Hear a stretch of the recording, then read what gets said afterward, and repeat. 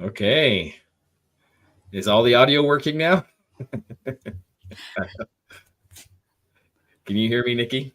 Yes. I think we got it sorted out.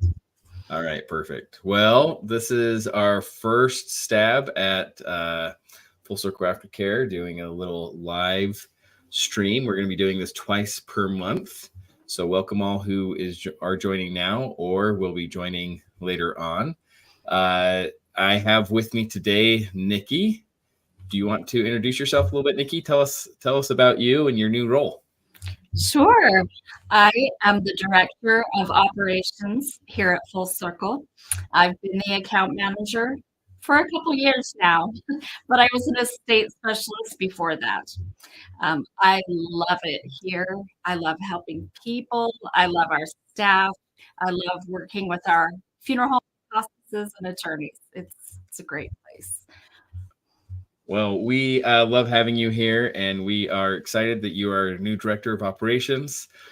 So with part of this live stream, we have gleaned so much information from families that we've served and from the funeral homes and hospices we're able to work with that we have just all this information we want to share with other people. And so Nikki and I have committed to do this with twice a month. And today we're going to be talking about aftercare, the term aftercare, what it is, what it means. It's not really an industry term, definitely not in the hospice space. And in the funeral home space, it is not very well known. So that term kind of becomes evolving. It means so many different things to different people. And do you want to introduce this topic a little bit, Nikki? Sure. Aftercare, it's many things to many people, just like what you were saying. When we're talking to a funeral home and we ask about aftercare, they usually think it's pre-need. While that does come after, it's not really what we think aftercare should be. You're right. And so I have some slides I want to present here real quick. I apologize if you can hear the jets flying over. Oh, does that work? Can you see those slides? There we go. Well, maybe. We're new at this. There we go. Had to press the right button. Okay, so like we said, you ask 100 different funeral homes what aftercare is, and you're going to get 100 different answers. And if you really look at the basis of aftercare, it has evolved through the years. Early on, funeral homes were more kind of a one-on-one, small community, and you think about, the funeral home owner or the undertaker, they were just kind of part of the community and part of people's everyday lives. And so that aftercare really started about them being part of the community and being more than just a service, but being part of people's lives. So if you take the early on aftercare, I call it the chicken dinner aftercare. In fact, we still have a client down in Texas who does this. They take a bucket of fried chicken out to their families about a week after services, because that's what it was. Hey, it was coming over to their house, sharing a meal with them, checking in on them, seeing how they're doing. Unfortunately, with how busy funeral directors are today, that's just not a reality anymore. It's pretty great, though, that a lot of communities still do this. That's true. For one another. Having the community do this for each other is so important. But probably not realistic for the funeral home to be able to provide for each family.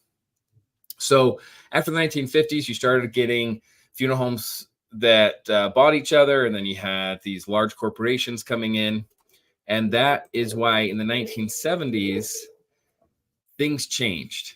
Aftercare no longer was, hey, let's check in on the family. It was now, here's an opportunity to help families plan their own funeral. They've just had an experience with the funeral home. Let's help them kind of figure out what those next steps are.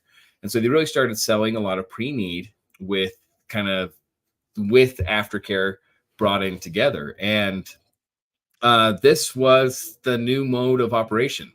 All types of aftercare were pre-need sales, and there were a lot of different ways. Sometimes it was holding the death certificate hostage. Sometimes it was a nice friendly visit from the pre-need person.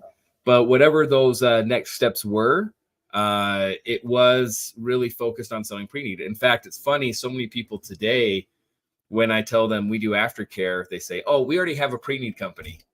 And I was like, oh, well, those are two different things, because it has evolved since the 1970s.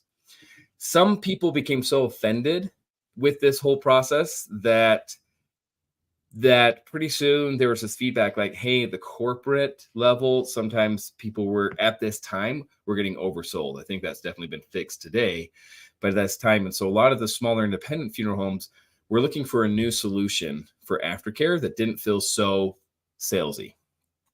And that's where we started getting these follow-up programs, right? We have card programs. Some people send out ornaments. Some way to reach out to the family and say, hey, thank you for letting us serve you. We're thinking about you. We care about you. A little bit more of that warmth of that chicken dinner, but also doesn't really help the funeral home with their goals as much either. It's just more of a nice gesture that people really appreciate.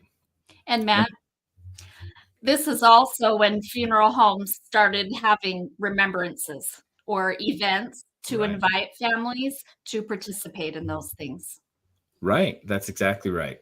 And so that was, and I think that those are beautiful and wonderful. You know, hospices have kind of similar things. Well, sometimes there's like a butterfly release or other remembrances for the year. I really appreciate these. And all of these are important aspects of aftercare. So in the 2010s, things started updating, right? No longer were people even looking at their mail sometimes. And so we saw a lot of people changing over to more like a texting follow-up aftercare program. And this is similar to the card program of reaching out, checking in on the family, seeing how they're doing, but not necessarily, not pushing them on pre-need, but also introducing that. One of the things I love about texting programs is it allows for when there's an issue or a problem, when someone's upset, it allows for that funeral homeowner to know it, right? Because now the family's not just sitting there like, oh, I wish they would have done this. It's kind of that immediate feedback. So it's that reach out, check in on you. Some people absolutely hate it. They hate the idea of being texted by a funeral home. And a lot of people really love it. So I think that there's probably a lot more that love it than hate it. But this was kind of what the transition is. As you can see, it was still kind of in that follow-up aftercare, checking in on them. And then trying to, how do we bridge the gap between those programs and our pre-need sales without being pushy? And we definitely don't have time for chicken dinner. So in the 2020s, we started transitioning to a new type of aftercare. And that was that people wanted more service. They wanted more people to be with them and connect with them. And we have these early adopters who are transitioning their aftercare programs to be much more robust than what they used to be. Yeah, a lot of funeral homes actually hired someone to reach out who was not pre-need. That would get started there. Yeah, right. You almost like a bereavement program from a hospice, right? Yes. And I think this was really interesting. Foundation partners shared this with me, great friends over there. But in 2022, they did a survey to about 50,000 families. They asked them, what could we have done better? And overwhelmingly, it was, we need more support after the funeral. And more support is kind of, they're going back to what they were talking about. We need someone who's going to hold their hand and help us with those next steps. So what they mean is they mean a service-based aftercare, which is, why is that? Why do you think people are wanting more of that? Well, I can tell you in my own personal experience, having been through loss, is a few days of dinners, maybe a week from your neighbors is great. But once the reality sets in and you look at all the things you have to do, it's so overwhelming. It can just stop you dead in your tracks. Yeah, it really can. Even when my dad passed away about a year ago, I mean, I was so prepared for it. In fact, we were almost looking forward to that because he was struggling so much with his health issues, and we just didn't want him to be in pain anymore. And so it was well known it was going to happen. And when it happened, it was a little bit of a relief.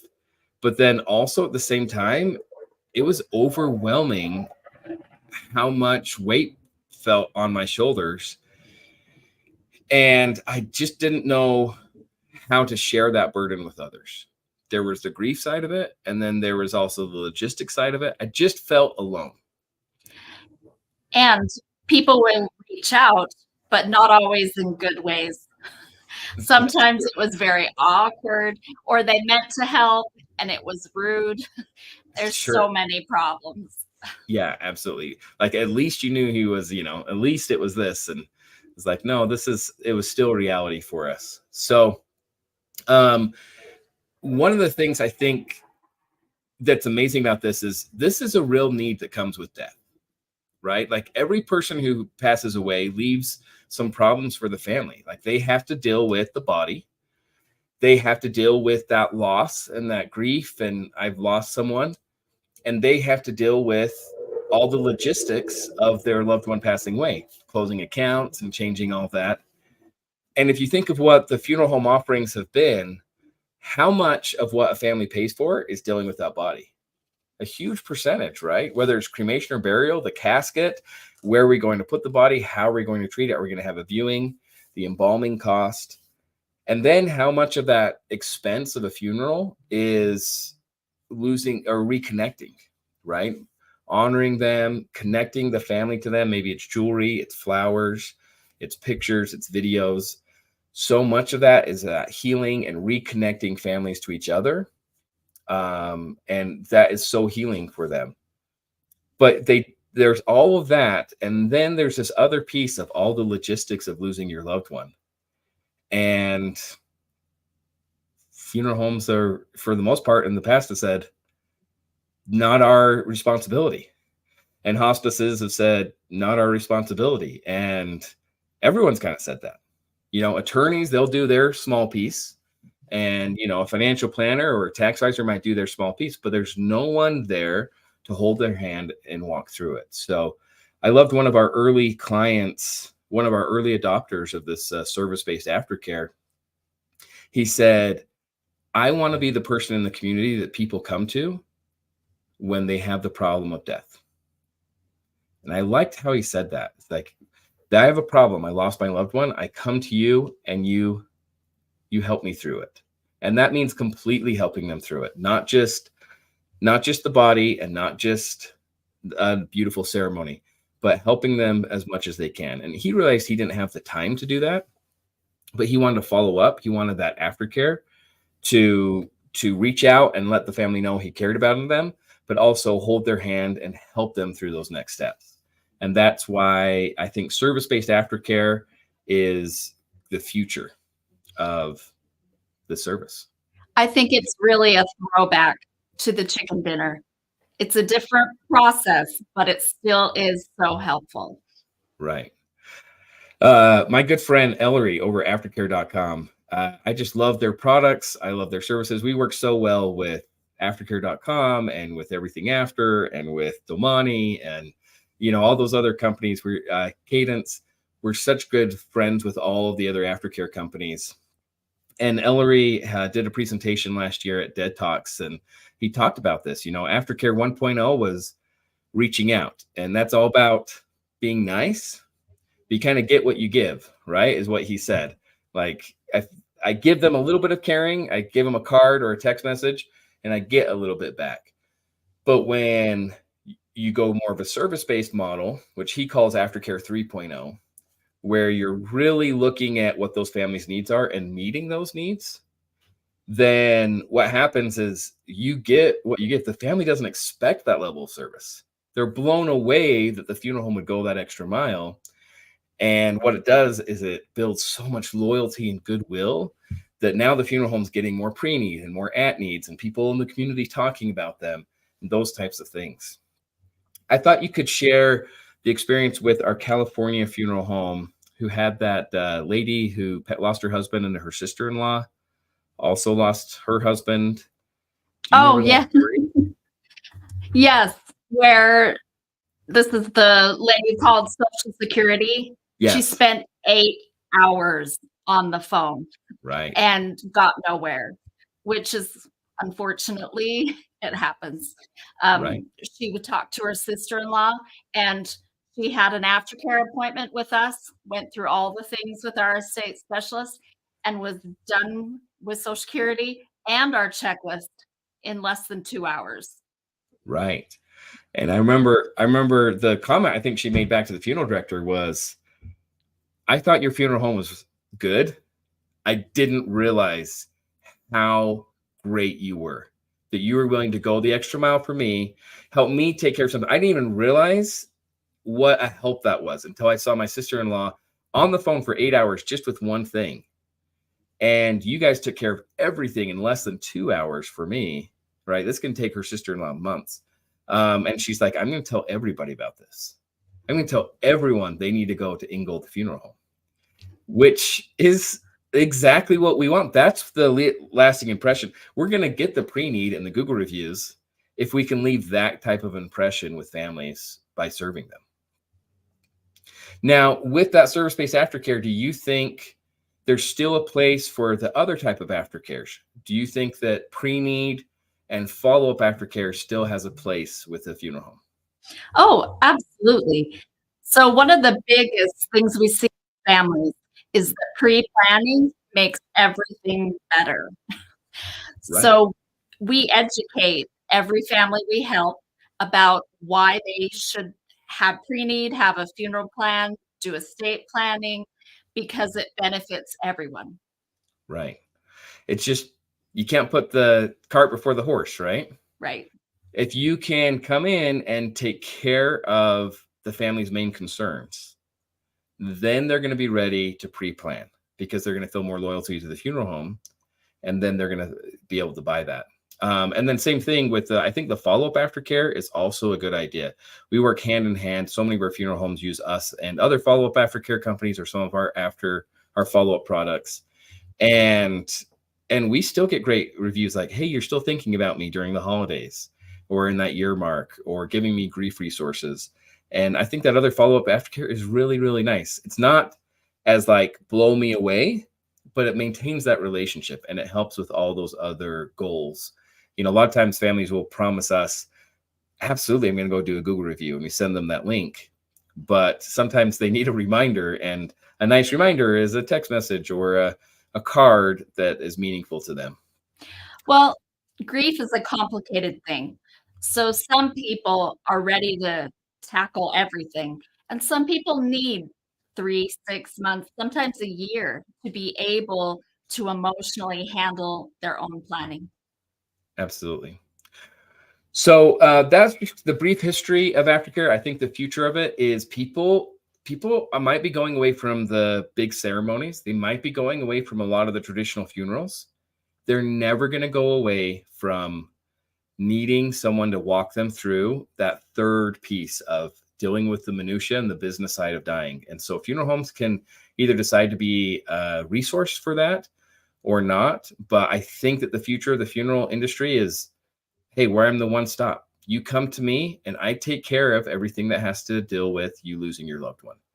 And no matter what your preference is, if you want more religious preference, if you're not religious, if you want a big ceremony or a little ceremony, if you want something very personalized, but no matter what, we're going to meet you where you're at, what your needs are, and we're going to walk you through this whole process, dealing with the body, the grief and the connection, and dealing with all the business side of it. And for our hospice clients, it's really useful to set them apart in their community when they offer a program like this. Absolutely. So let's jump over to the comments. Are there any questions or comments people have? I saw Chris gave us a good 100%. I appreciate that, Chris.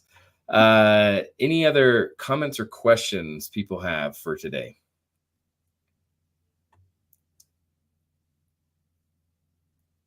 We're new at this. I look on the side to see those, right? I think so. I might be in the wrong spot. So we are trying this out a little bit. What are some questions you get about aftercare, Nikki, when we're going to conventions or when we have a new client coming on? A lot of times people ask why. Why should I even offer it? This is costly. It's more than $10 a family. Right. Yeah, why? Yeah, because if I'm used to paying nothing for aftercare for pre-need, or if I'm used to paying a very low cost, I mean, Full-Circle Aftercare is not cheap, and really any service-based aftercare solution is not cheap. So why? There's a few different reasons. Yeah. I would say the first one was that we believe it's the right thing to give your family all the resources they need surrounding death in general. And that would include all the next steps. Right. That makes sense. One thing that I think is we had that funeral home, one of our clients down in Texas. They we did a service for a family, and then they had the second parent pass away. I think it was the father who passed away, but he had a pre-need with their competitor. So they're sitting down with the competitor and they're going through the at-need arrangement, and they say, "Hey, when do we get our aftercare service?" And their competitor was like, "I don't know what you mean." Right? I think they had like a grief card or something, like, "Yeah, we have these cards." And they're like, no, like the helpful service that helps us with all the next steps. And turns out they didn't have any service like that. So they went back to our client and they said, workers in Bailey, and they said, "Hey, we didn't realize other funeral homes don't do what you do." And so they still had us help the father close out his affairs. But I think almost every single one of those kids ended up buying pre-need back at Wilkers and Hatch Bailey, because they're like, well, this is where we want the better service, right? We want that next step of service. And so that is going to help differentiate the funeral home. Like, you're going to get, like what Ellery says, you're going to get out of it what you give. You give that type of goodwill to the community, you're going to get back out of it. Okay, I have two questions here. One from Chris. In your experience, how far into the clean up phase do people usually hit the wall? Great question. What is usually the tipping point for them when they lose the motivation to keep going? What's your experience, Nikki? You worked as an estate specialist for several years. Well, if a family has never been through it before, it's really soon. It's almost an immediate waterfall of overwhelm. If they've been through it before, they think they can do it. So they try, and within probably 2 months, they realize it's different than last time. They need more help with the things they need to do. Yeah. I would agree with that. A lot of times they don't know what they don't know. Yes. And they're concerned about one or two things up front. I got to deal with Social Security benefits, or I got to deal with the pension or veterans benefits. And that's all they think about. And I think usually when they hit that wall is when it becomes apparent that there's a bigger list, right? I'm not going to show the logo on this, but backwards, right? The old Aftercare binders. When they realize how much is actually there to do, that I think that first realization is, oh, how am I going to deal with that? And so that's where I see the big wall coming in. Can I add? Losing that motivation. Yeah, go ahead. Well, a lot of people think they didn't own a whole lot, so there's not an estate. But actually, everyone has an estate. It can be debt. It can be all the mailers that come in the mail. It can be so many things that you don't need an attorney for, but things that have to be dealt with and closed out. Yeah. Erin asked, what's the most common things you feel families need that service-based aftercare can address? I would say government benefits. Yeah. I It's think that's huge. probably the first form. They all understand that's going to change. I think that's probably the biggest concern. And then also financial institutions. So retirement benefits, credit cards, bank accounts, like they realize something has to happen with the money. They're not thinking about subscriptions and fraud protection and so many other things. But those first concerns, almost everyone has a question about Social Security or some kind of government benefit right up front. Or a fear Right. about it. Yeah. Do you find that minority communities have more concern or more reservation in trying to contact government agencies? On some levels, yes.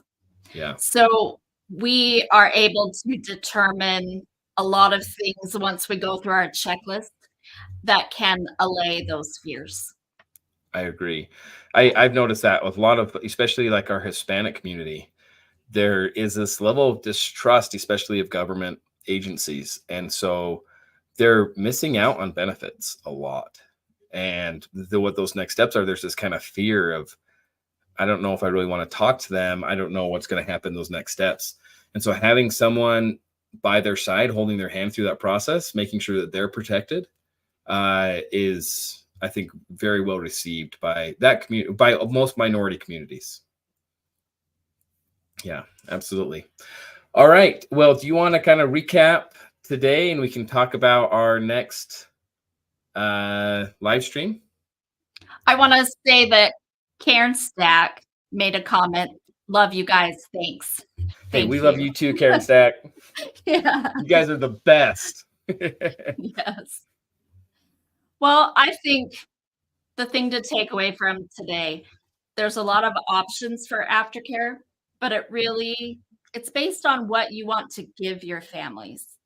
Are you okay with sending a text, which you're probably going to do even if you have our service? Or do you want to jump in and really make a difference? Right. I agree. Hey, I got one last quick question here from Chris that I'm going to answer.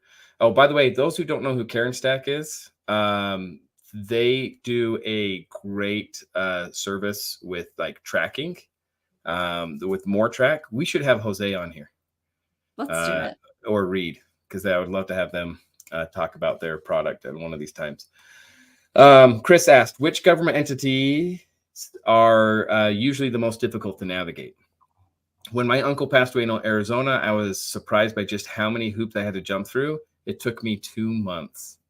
It's true. You know, we say this over and over again, but about 4 years ago, Social Security was audited, and they looked at widows who should have received an increase in benefits, and they want to know how many received their full benefit. And it was only 18%. So 82% of those widows were underpaid in Social Security. And that doesn't even account for all the other government agencies and all the other benefits out there. That was just Social Security, which I think is really telling. It's not that difficult to navigate once you know what you're doing. But like that poor woman who had to spend 8 hours trying to figure out and not getting the right answer. It's not that complicated, but you do need some help to get through it. So I would say Social Security is a big, big one. Also, veterans benefits can be so complicated and such a nightmare on the government benefit side. We put on our brochures, oftentimes we deal with OPM, which is the Office of Personnel Management. So if they've been a federal employee, that's kind of the HR department, and also the retirement benefits. And it's pretty awful because they don't even have a queue. Like if you call and you're not in the right queue, like they just hang up on you. You can't even just sit there and wait on hold for them. So those are, like any government agency, they're pretty difficult to navigate. Aaron asked one last question that I'll hit. Can you clarify the difference between aftercare and service-based aftercare? Do you want to hit that one, Nikki? Sure. I think aftercare in general can be any kind of reach out after the passing, after the funeral. Yeah. Service-based means you're providing actual help with all of the next steps. That means you are not only giving them what they need to do, but a resource to help them get it done. Right. I think of it kind of like two directions, right? Like Aftercare is me as a funeral home telling you something, right? It's any communication after the service. You need to buy pre-need. We care about you. Have a happy or a Merry Christmas, happy holidays, right? It's me telling you something. Service-based aftercare is reversed. Me coming to you and saying, what do you need and how can I help you with it? And then helping them with that, like actually taking care of it, not telling them this is what you need to do. Here's a checklist for you to do. That's one way. This is back on us saying, let's go through this checklist and see if I can help you do this. That's, I think, the big difference between the two. Absolutely. Well, I've really enjoyed our time. We are out of time. We're trying to keep these short and sweet. So our next live stream will be February 7th. Please jump in. And next time we're going to get a little bit in depth on what it means to families and what we can do for families. We also want to start giving some tips and tricks onto how to help those families with that. Give us a follow if we're on LinkedIn and all the other social media platforms. If you have any questions, reach out to Nikki or myself, and we would be happy to answer those. Thanks for participating and joining us today. Thank you. See ya. Bye-bye.